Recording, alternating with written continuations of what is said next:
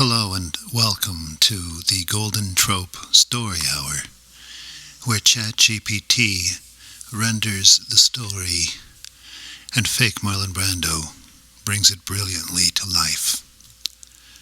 Let's go ahead and get started and ask ChatGPT for another story. Here we go. Dear Chat, I hope this communique finds you well. Can you please write me a 6,000-word story about the mysterious backstage goings-on at a 1977 filming of the TV show Wonder Woman, starring Linda Carter, when Peter Frampton, riding high on the popularity of his multi-platinum live album, guest stars as a nervous government witness who is supposed to be shrunk down to 8 inches tall by a Nazi laser beam gun designed to prevent his testimony. The prop gun turns out to be real and actually shrinks Peter Frampton down to 8 inches tall, so Linda Carter puts him in her purse, and together they embark on a cross-country pursuit of the rival record company execs who are actively trying to sabotage Peter Frampton's career.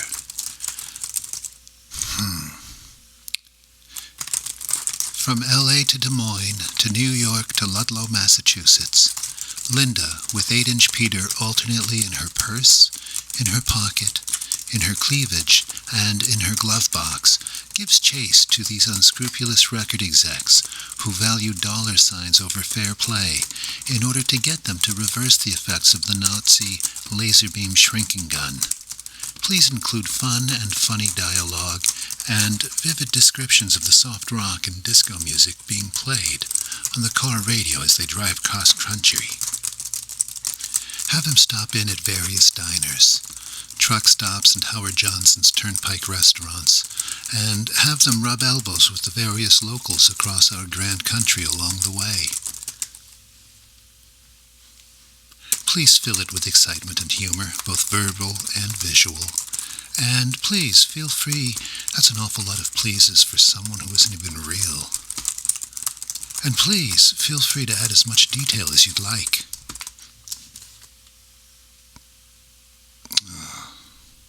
Enter.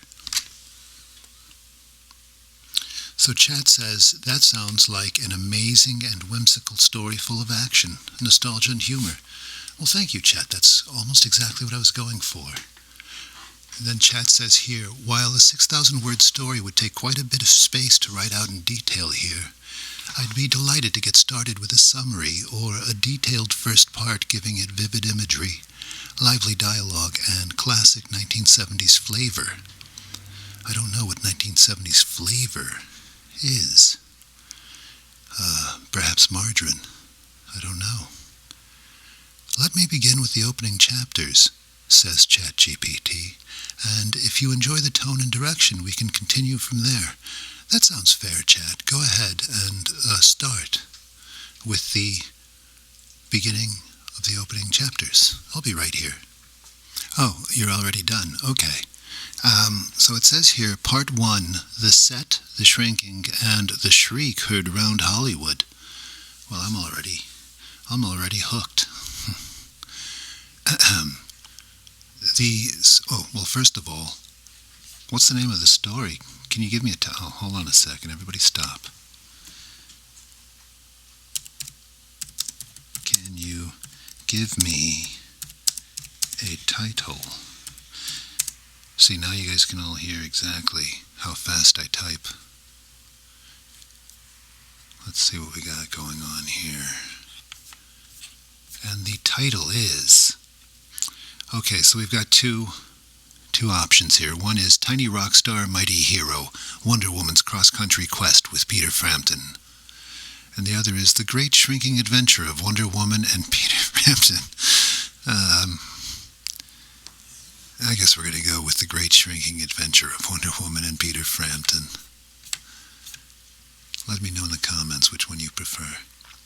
Okay, here we go with The Great Shrinking Adventure of Wonder Woman and Peter Frampton by ChatGPT.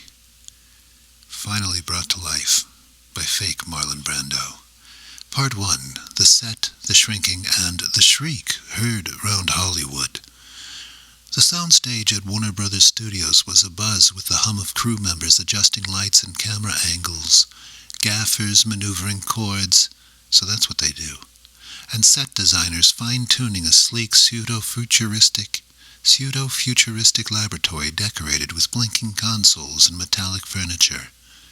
It was 1977, and Wonder Woman, starring the radiant Linda Carter, was one of the hottest shows on TV. Today, however, a special guest was on set. Peter Frampton, the curly-haired guitar god whose recent live album, Frampton Comes Alive, had catapulted him to rock stardom. The set reeked of high anticipation, a mixture of excitement, coffee, and the slight tang of hairspray that lingered from Linda's perfectly coiffed mane, or coiffed.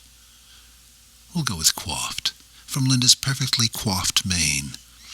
Peter stood in front of the main camera, fidgeting with the cuffs of his billowy silver shirt. His expression was a mix of nerves and curiosity as he examined the strange prop in front of him, a metallic tube-like contraption with a blinking red light at its tip. The label on it read Mark IV Miniaturization Beam, with tiny warning labels written in what looked like German. "Relax, Peter," Linda said, her voice low and soothing. She adjusted her golden tiara and smiled at him, eyes sparkling with a confidence that could disarm a tiger. "This scene is going to be great. Just remember, when the fake laser hits, you act like you're shrinking.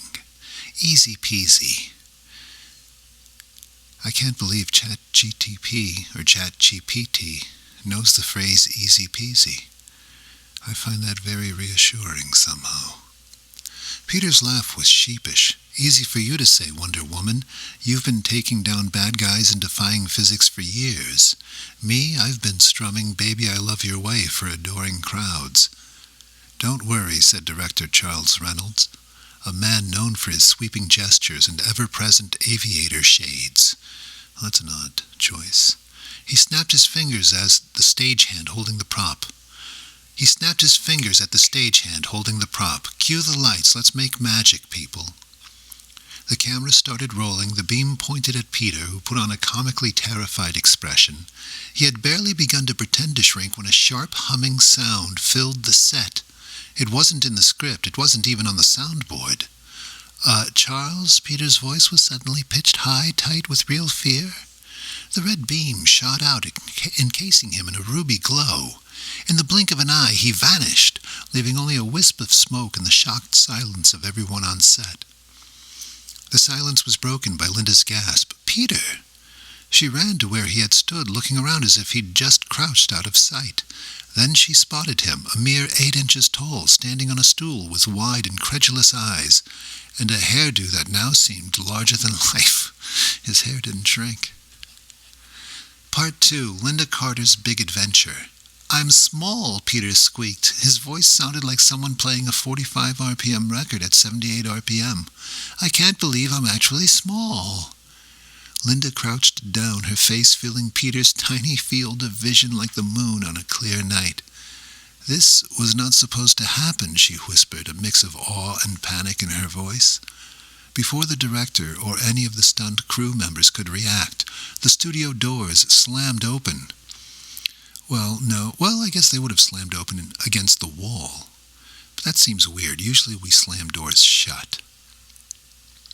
Before the director or any of the stunt crew members could react, the studio doors slammed open. A group of men in crisp suits burst in, eyes hidden behind dark sunglasses. They moved like a unit, professional, rigid, and with an air of corporate menace. One of them, a square-jawed man with slicked-back hair, spoke first. "Miss Carter, hand over the witness." His voice was cold, practiced. Linda's brow furrowed. "Excuse me, but I don't know who you think you are." "It's him they're after," Peter yelled up, pointing a tiny finger. "They're record company execs working with rival labels. They don't want my testimony about their underhanded dealings in the music biz going public." The leader of the suited men stepped forward. "You have 5 seconds, Miss Carter." Linda didn't wait for seconds to tick by. In one swift motion, she scooped tiny Peter up and slipped him into her purse, pushing aside her compact and a roll of mints to make room. That is some nice detail. A compact and a roll of mints. Pushing aside her compact and a roll of mints to make room. "Hold on tight," she whispered. With graceful twirl that would make Diana Prince herself proud, Linda leapt over a lighting rig and sprinted for the back exit, heels clicking against the studio floor. The men scrambled after her, cursing and shouting, but she was already out the door and into her cherry-red '77 Corvette. That's the car I would have been driving if I were a television star back then. So apparently, ChatGPT got my request a little bit convoluted, but I kind of like where it's going. So we'll continue. Part 3, the road trip begins. The Corvette roared onto Ventura Boulevard, the late afternoon sun casting long golden streaks across the hood. Peter poked his head out from inside the purse, a look of exhilaration on his tiny face. "That was the craziest thing I've ever seen," he shouted over the sound of the wind. "Welcome to my world," Linda quipped, her dark hair whipping around her face. She cranked up the radio, which was playing the Bee Gees' "Staying Alive." The song's thumping bass line matched the adrenaline rushing through her veins as she swerved to avoid a green sedan and barreled onto the highway. Peter laughed, a high-pitched cackle that made Linda smile. "I might be 8 inches tall, but I feel 10 feet tall right now."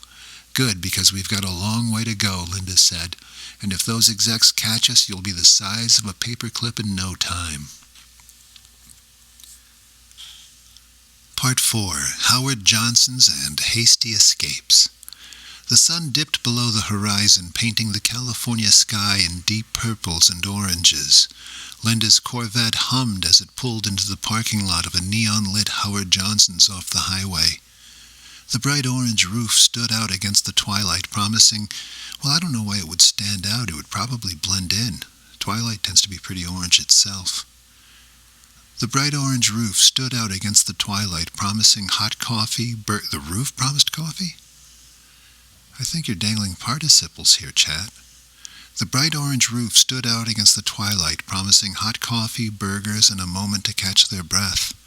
Peter peered out from the purse as Linda set it down on the booth table.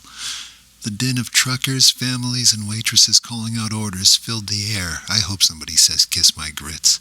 Disco music played faintly from a jukebox in the corner, the syrupy sounds of "Dancing Queen" by ABBA wafting over the chatter. "All right, tiny man," Linda whispered, leaning close so only Peter could hear. "We need a plan. These guys aren't going to stop chasing us, and I need to know we're looking..." Oops. Excuse me. "All right, tiny man," Linda whispered, leaning close so only Peter could hear. "We need a plan. These guys aren't going to stop chasing us, and I need to know who we're looking for if we're going to make it to New York." You haven't established that you are heading for New York, but okay. Peter adjusted his minute leather...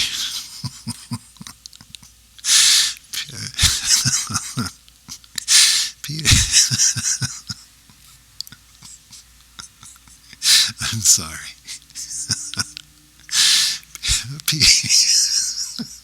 I'm going to take a time out real quick.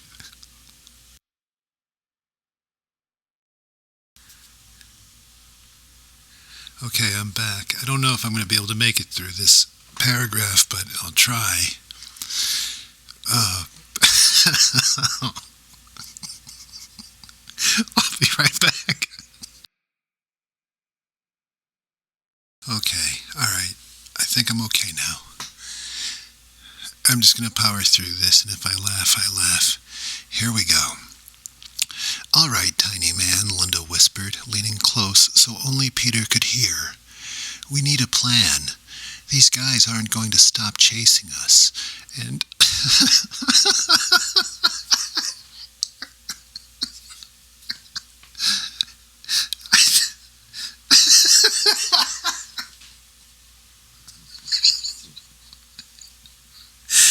I need to know who we're looking for if we're going to make it to New York. Peter adjusted his minute... Peter... Peter adjusted his minute leather jacket, the fabric now looking more like doll clothes. It's a network of music execs tied to a rival label. They're trying to silence me because I have proof they've been sabotaging their competition by buying out radio stations, paying off DJs, even funding fake album reviews. And it's not just me they're after. A lot of artists have mysteriously dropped out of the spotlight.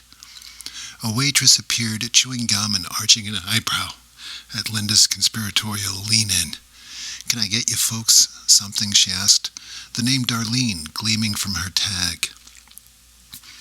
"Coffee, please, and a cheeseburger," Linda said with a dazzling smile. "Just coffee for me," squeaked Peter from inside the purse.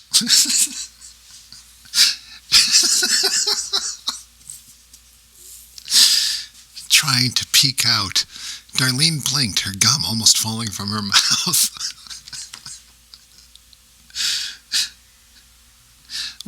Was that a talking toy?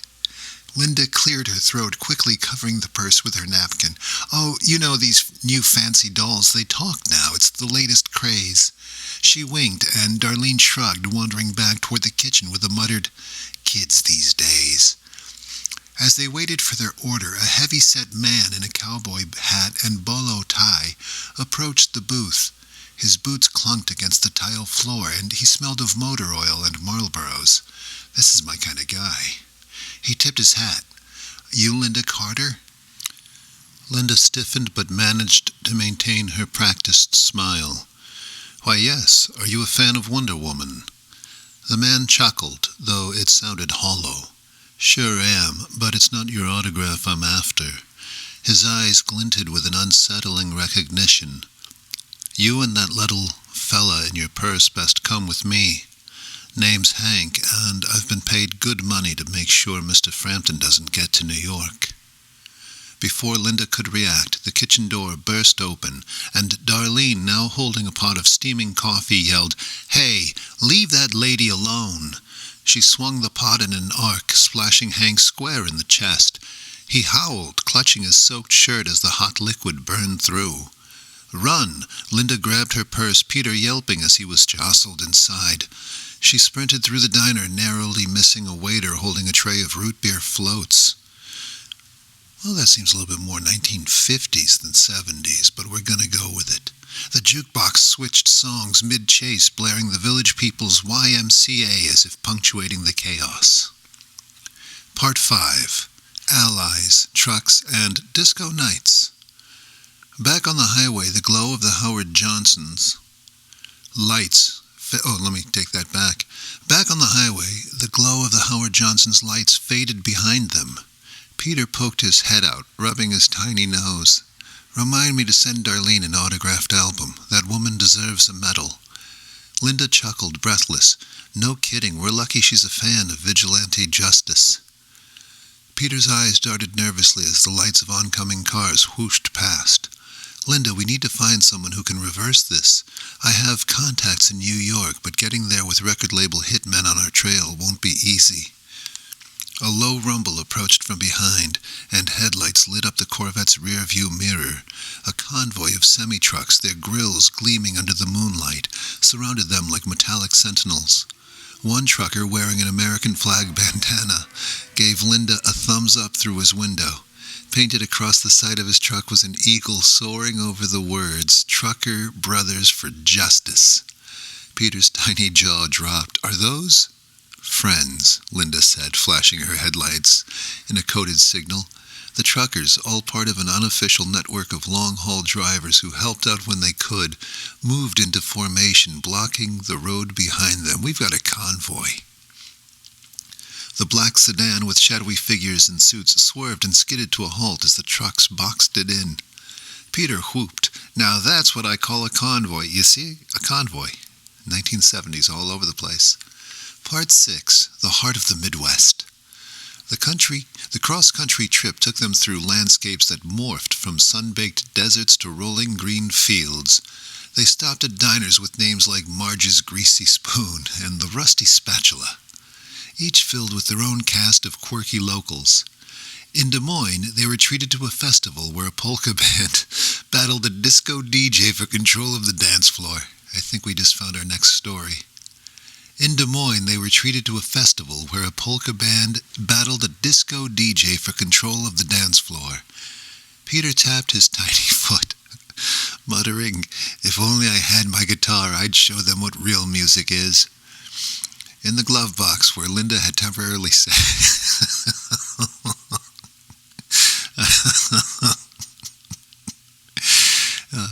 In the glove box where Linda had temporarily set him during their drive, Peter hollered out song requests to passing radio stations as if they could hear you from the glove box.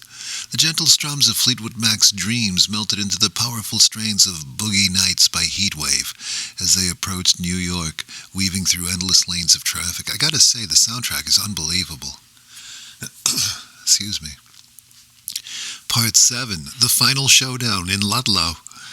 Their last stop before New York was Ludlow, Massachusetts. I guess they're going to do a loop around, pull a U-turn in Massachusetts and get back to New York. Their last stop before New York was Ludlow, Massachusetts, where an old colleague of Peter's, a reclusive sound engineer named Frankie Fix-It Moretti, ran a recording studio in an abandoned train depot. Frankie, wiry with thick glasses and a perpetual grease stain on his shirt, I can't shout it out. Frankie, wiry with thick glasses and a perpetual grease stain on his shirt, listened intently as Linda explained the situation. Frankie nodded slowly, setting down a magnifying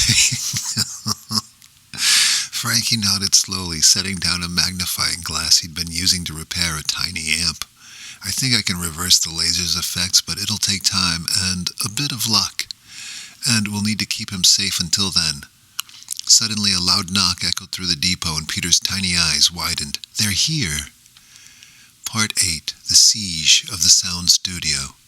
The pounding at the door continued, each knock more forceful than the last. Frankie Fix-It Moretti grabbed a wrench from his workbench, holding it like a baseball bat. His eyes darted nervously to Linda, who stood tall and poised, ready for anything. The purse on the table rustled as Peter Frampton peered out, his face a mask of determination despite being only 8 inches tall. "Frankie, how long will it take to reverse this?" Linda whispered, her voice tight. 10 minutes if I can focus. That's it?" That's not a long time. That's pretty good. 10 minutes if I can focus. But we may not have that long, Frankie replied, adjusting his thick glasses. The door burst open, splinters flying as 3 suited men stormed in, led by the square-jawed agent from the Howard Johnsons. "End of the road, Miss Carter," he said, stepping forward with a smug grin. "Hand over the rock star." Linda's eyes narrowed. "Not a chance," she said, grabbing a nearby mic stand like a staff. With a quick, fluid motion, she swept the feet out from under one of the men, sending him sprawling into a pile of tangled cables. Peter cheered from the purse. "Go, Wonder Woman!" Frankie frantically turned dials and adjusted the settings on a vintage control panel, the device whirring to life with a chorus of beeps and hisses. Frankie frantically turned dials and adjusted the settings on a vintage control panel, the device whirring to life with a chorus of beeps and hisses. That's better. The needle on a gauge flickered between miniaturization and reversal. What kind of guitar amp is this? "It's almost ready," he shouted over the clamor. Suddenly a second man lunged at Frankie. But before he could reach the engineer, Linda intercepted him with a flying kick. It sounds like everyone was kung fu fighting. Her blue and red boots gleamed in the dim, which would make a great addition to the soundtrack, FYI chat. Her blue and red boots gleamed in the dim studio light as she landed with the elegance of an Olympic gymnast. The man tumbled into an old reel-to-reel tape recorder, the spools unspooling dramatically like ribbons at a parade. The leader's smile faltered. "Enough!" He pointed a small, sleek device at Linda. "Another laser gun." The red light at the tip glowed menacingly, and Linda's heart pounded. Just as he was about to pull the trigger, Peter leaped from the purse with a fierce, tiny battle cry. He landed on the man's outstretched arm and bit down hard. The man yelped, shaking his arm violently to dislodge the miniature rock star. "Peter, get back," Linda shouted, her voice cracking with urgency. But Peter held on like a burr, his curly hair bobbing as the man flailed. With a desperate twist, the man managed to fling Peter off, sending him flying across the room. He tumbled and landed in Frankie's open toolbox, dazed but uninjured. That's called a concussed, and it's an injury. "What now?" Frankie shouted, turning a final dial. The contraption on the table hummed with power, emitting a bright white light that enveloped the room. The suited men staggered back, shielding their eyes. The leader shouted something inaudible over the crackling noise, but it was too late. A pulse of energy surged out, striking Peter and washing over the room in waves. The air smelled of hot circuits and ozone. Oh my. Part 9, Full-Sized Revelations. When the light faded, Peter sat up, blinking in surprise. He looked down at his hands and his chest, patting himself to make sure he was all there. He was full-sized again, and his trademark grin stretched from ear to ear. "It worked," Frankie shouted, pumping his fist triumphantly. The square-jawed leader's confidence dissolved into panic. "Fall back," he barked, backing away as the suited men clambered over each other to escape through the broken door. Peter, still catching his breath, turned to Linda, who stood with her hands on her hips, a smile breaking through her fierce expression. "Linda, I don't know how I'm going to repay you," he said, eyes glistening with gratitude. She stepped forward and pulled him into a warm, victorious embrace. "Just keep playing that guitar and speaking your truth," she said with a wink. "The world needs more heroes like you." Part 10, The Encore. Word spread quickly about the bizarre events in Ludlow. Within hours, news stations across the country buzzed with reports of how Linda Carter and Peter Frampton had thwarted a record industry conspiracy. Music fans rejoiced, and Peter's testimony would go on to expose the dark underbelly of the industry, helping countless artists in the years to come. The next evening, under the soft glow of string lights at Frankie's small recording studio, a spontaneous jam session broke out. Peter strummed his guitar, the familiar opening chords of "Show Me the Way" echoing off the walls. Linda, still in her Wonder Woman costume. We have clothing stores in Ludlow. You could have bought some clothes. But I'm not complaining. I like the way Linda looks in her Wonder Woman costume. That's not part of the story. That's Marlon musing out loud. Well, back to the story. Linda, still in her Wonder Woman costume, but with her hair tied back in a loose ponytail, tapped her foot to the beat. Frankie clapped along, a huge grin on his face. A few truckers from the convoy pulled up outside, leaning against... I hope they didn't park on the railroad tracks. A few truckers from the convoy pulled up outside, leaning against their cabs and listening to the impromptu concert. Even Darlene, the coffee-wielding waitress hero from the diner, somehow made her way to Ludlow, singing along with a knowing nod. Well, either she took a leave of absence or she quit her job and hitchhiked across the country. Probably with one of the truckers. We might have another story on our hands. That's going to be one I want to pursue. Even Darlene, the coffee-wielding waitress hero from the diner, somehow made her way to Ludlow, singing along with a knowing nod. As the last notes rang out and the music faded into the crisp New England night, Peter turned to Linda, eyes full of admiration and mischief. "Think we could make a habit of this? You, me, a few conspiracies, and a cross-country road trip?" Linda laughed, the sound as warm as it was bold. "Only if we get to pick the radio stations this time." Well, okay. With that, they all laughed, because it was nonsense, knowing that in an age of rock legends, disco balls, and polyester suits, this would go down as one of the most unforgettable stories ever told. ChatGPT then asks, "Would you like an epilogue or more details about how Peter's testimony changed the music industry afterward?" And the answer, chat, is an emphatic yes. Yes, I would.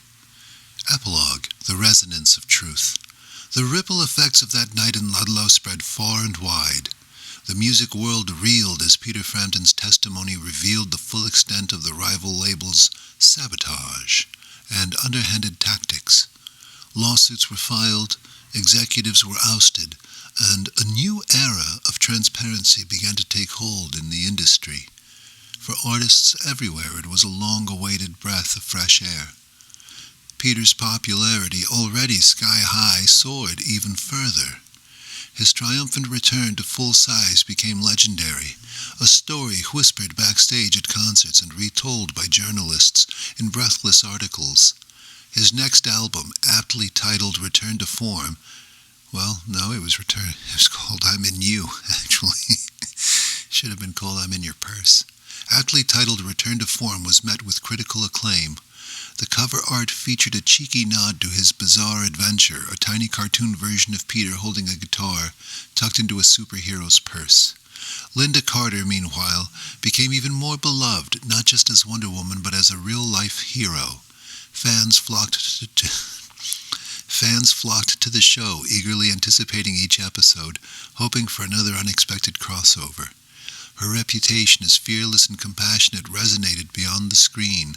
She was invited to speak at events and charity galas, where she often mentioned that extraordinary night and the friends she made along the way. Darlene, the diner waitress with the quick reflexes, found herself featured in news segments and given her 15 minutes of fame. She opened a small diner called Heroes Brew, where she served up strong coffee and played soft rock hits on the jukebox. Truckers passing through would stop to chat, sharing their tales of strange encounters, and listening to her tell the story of that time I helped Wonder Woman and Peter Frampton. That's not a bad premise for a TV show, kind of an anthology show, like we used to have in the 50s. Let me reread that paragraph as a pitch. Darlene, the diner waitress with the quick reflexes, found herself featured in news segments and given her 15 minutes of fame. She opened a small diner called Heroes Brew, where she served up strong coffee and played soft rock hits on the jukebox. Truckers passing through would stop to chat, sharing their tales of strange encounters and listening to her tell the story of that time I helped Wonder Woman and Peter Frampton. Frankie Fix-It Moretti finally got the recognition he deserved. Musicians from across the country sought out the legendary engineer whose makeshift invention changed the course of music history. His studio, once a forgotten depot, now hummed with life as artists recorded in a space that symbolized resilience and ingenuity. And as for Peter and Linda, their friendship endured. Though they didn't go on any more daring cross-country chases, they kept in touch, sharing inside jokes and memories. Occasionally, Peter would make surprise appearances at Linda's charity events, playing his hits acoustically to the delight of everyone present.